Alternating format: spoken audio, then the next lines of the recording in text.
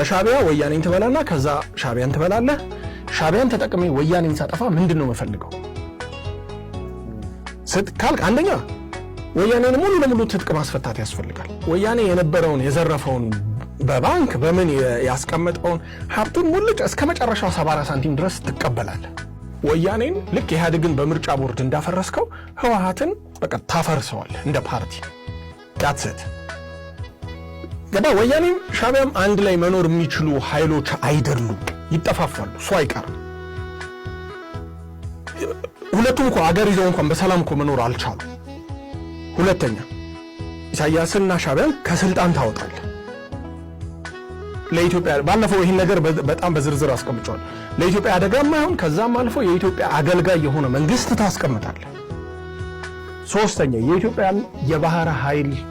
እና የባህር በር ንብረት ትመልሳለህ ሊግሊ ትከራያለህ ምናምን አላልኩም